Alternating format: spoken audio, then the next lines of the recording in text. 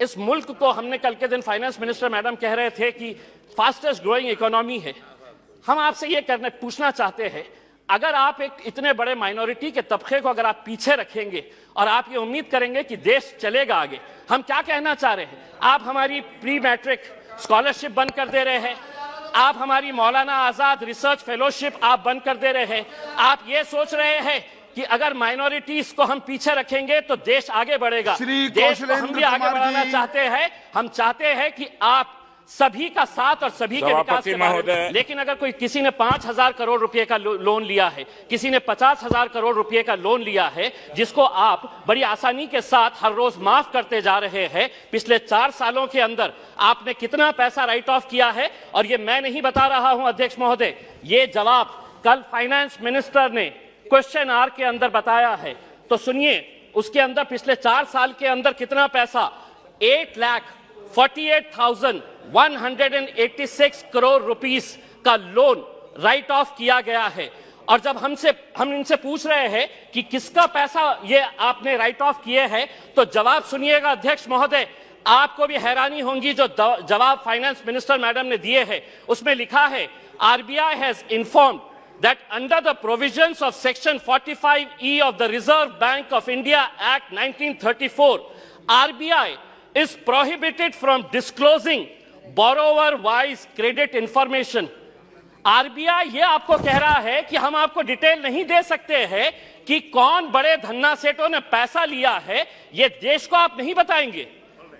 आखिर ये पैसा 8,48,186 करोड़ रुपीस आपने राइट ऑफ किए हैं। इसका जवाब आप दीजिएगा कि मेरे लिए कानून अलग कैसा हो सकता है, और जिन्होंने धन्ना सेठों ने पैसा लेकर कोई लंदन भाग गया है, कोई सिंगापुर भाग गया है, उनका नाम भी आरबीआई नहीं बताएगी हमारे को। दूसरा ये है कि मैं अभी सुन रहा था जगदम्बिका पाल साहब को। पाल साहब सुनिए, आप किसानों के बारे में कह रहे थे। मैं जिस क्षेत्र से आता हूं, देश का एक छोटा सा एक शहर है, उस क्षेत्र के अंदर महाराष्ट्र के अंदर मराठवाड़ा एक छोटा सा क्षेत्र है। उस क्षेत्र के अंदर जनवरी से लेकर नवंबर 2022 तक महज 11 महीनों के अंदर 940 किसानों ने आत्महत्या की है।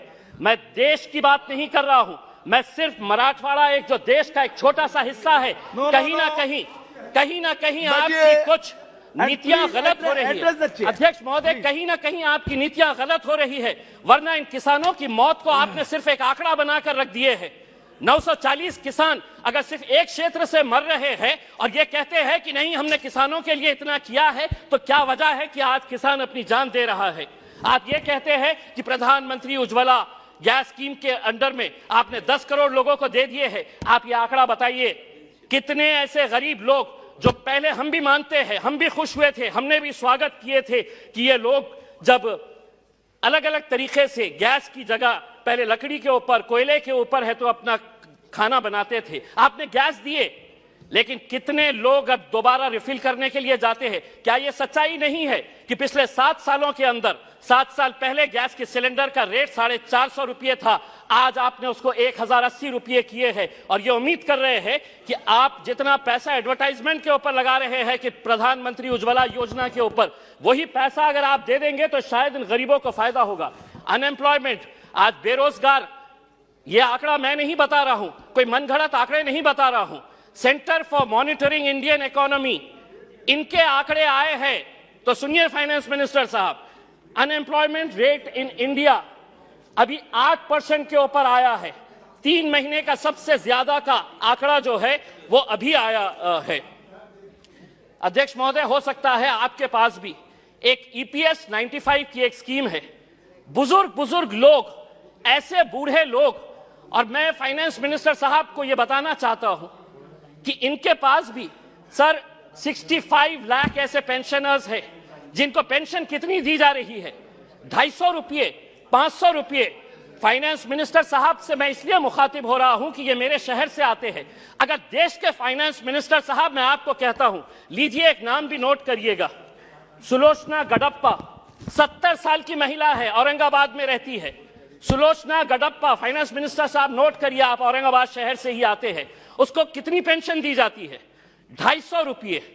70 साल की, कोई बच्चा नहीं है, और 250 रुपये के अंदर वो अपना घर का बसेरा करेगी। मेरा यह कहना है कि पेंशन स्कीम के अंदर आपके पास कितना पैसा है, वो पैसे से ईपीएस 95 के पिछले कई सालों से और हर एमपी को इन लोगों ने खून से अपना लेटर लिखकर आपको निवेदन दिया है कि हमारे लिए कुछ तो भी करिएगा करके, आपके पास भी दिए हैं, आपकी भी फोटो छपी थी उसमें। दूसरा यह है कि आप ईएमआई के रेट्स तो बढ़ा रहे हैं, होम लोन का रेट बढ़ गया, व्हीकल लोन का रेट बढ़ गया, आप एफडी का रेट क्यों नहीं बढ़ा रहे हैं? क्या वजह है कि आप ये रेट्स के अंदर तो बड़ी आसानी के साथ फैसला ले लेते हैं, लेकिन एफडी का रेट जब बढ़ाने की बात आती है तो आप इसके अंदर कोई फैसला नहीं लेते हैं। आप एजुकेशन के लिए पैसा मांग रहे हैं।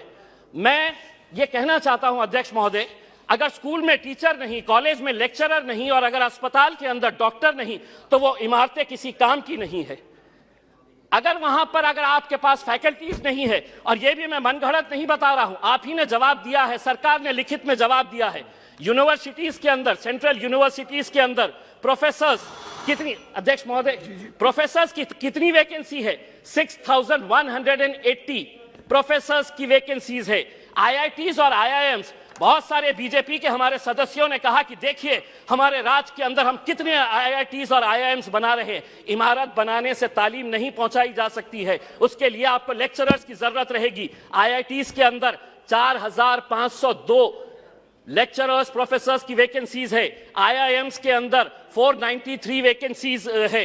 दूसरा ये है एक बहुत अहम सवाल, 2015 के अंदर आपने प्रधानमंत्री आवास योजना शुरू की, हमने स्वागत किया, पूरे देश ने स्वागत किया कि हर बेघर को घर मिलने वाला है। और प्रधानमंत्री साहब का एक भाषण भी है जिसमें उन्होंने खुद ने कहा है, यूट्यूब के ऊपर आप भी देख सकते हैं, कि 2022 तक हम हर बेघर को घर देंगे। फाइनेंस मिनिस्टर साहब औरंगाबाद से है, 50,000 लोगों ने अप्लाई किया है पिछले 6 साल से। आज मैं पूरी जिम्मेदारी के साथ ये कह रहा हूं, एक सादा ईंट तक नहीं पड़ा है। बिल्डिंग बनाने की तो बात छोड़िएगा आप, सादा ईंट नहीं पड़ा। अध्यक्ष महोदय सिर्फ एक मिनट, एक सादी ईंट तक नहीं पड़ी है। दूसरा ये है अध्यक्ष महोदय, जाते जाते चैनल को लाइक, शेयर एंड सब्सक्राइब करें और बेल आइकन दबाना ना भूलें।